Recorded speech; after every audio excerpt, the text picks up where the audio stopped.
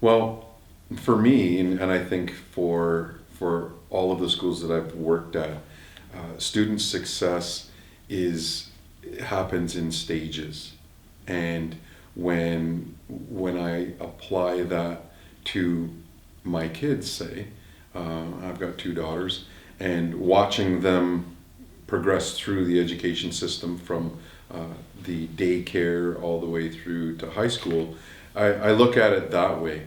And you've got an age group in there of 0 to 5 or 6, just as they're entering the elementary system. So as a parent, you're looking at the milestones, developmental milestones that are going to be important for them to meet in order for them to be ready for the next leg of that educational journey.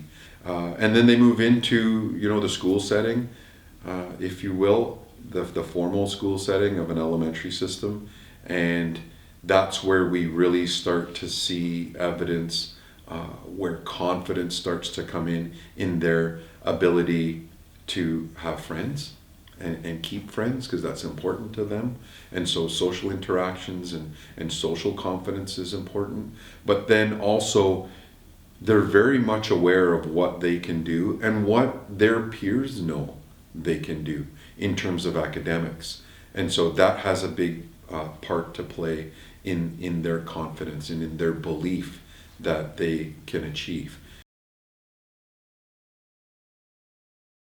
And so for the Confident Learners program, when we look at everything from the early years intervention, which is an important information piece for parents and teachers, to when we start the Confident Learner program and we start picking apart from the parent and teacher perspective of where are those gaps? Where can I quickly respond to anything that would contribute to lack of confidence? Because we've got a very narrow window. The curriculum in all of our provinces follows the same format, that we learn to read until we're about 9 years old, and then the curriculum switches and it's read to learn. And if you can't read, then the gaps get bigger and students feel it. And so the Confident Learners, for teachers and for parents, starts to empower them, because it breaks it down so that we don't have to wait to the end of grade 4 when we get the provincial tests back, or whatever time frame is there. For us in Ontario, it's grade 3, so we get the results in grade 4 when we realize, darn it, they're at a level 1 and we've missed the boat. With Confident Learners, we can identify that a lot earlier. We can identify it when we start to see those gaps because of the assessment and because of all of the PD that happens. We adopted this professional learning strategy, this PLC strategy to our school, that really took a look at the characteristics that professional learning communities need to be implementing in order for them to truly be learning communities. And one of them was data. One of them, it's the 6th characteristic, that is being results oriented, is actually how it's worded. And the results oriented piece is critical because we need the data to drive our instruction.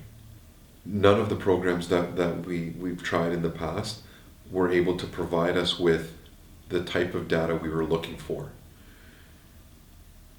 The data that's real time.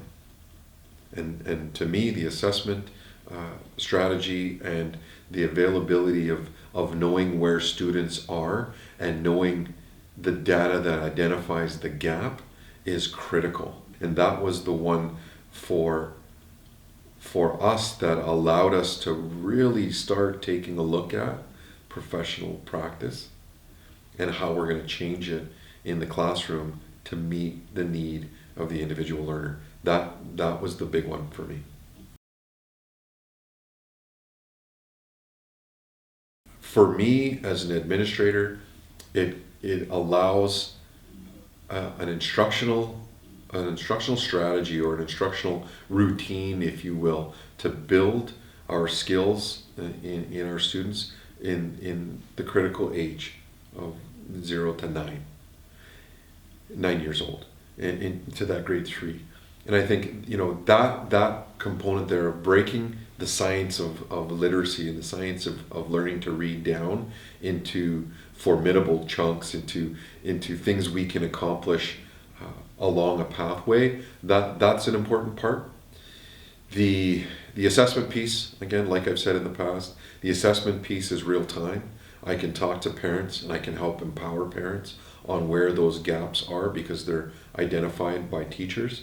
And we can start outlining what the gap is and put in to place a strategy to fill the gap. Another important piece, and this is incredibly important, is that unfortunately in post-SAC, in our teachers' colleges, we don't do a very good job at teaching teachers how to teach literacy. And the professional development framework that comes with the Confident Learn program, that allows me as an administrator who's not a literacy expert, and most of us have been out of the classroom for 5 years, 10 years, some of us 20 years, we're not that expert.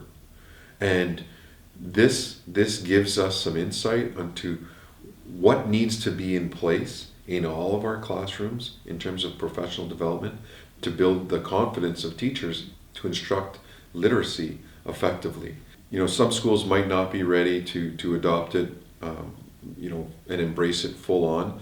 But once the ball starts rolling and we know that there is this thing called confident learners in the school, it forces us to start to think differently, to start thinking differently about their approach to literacy.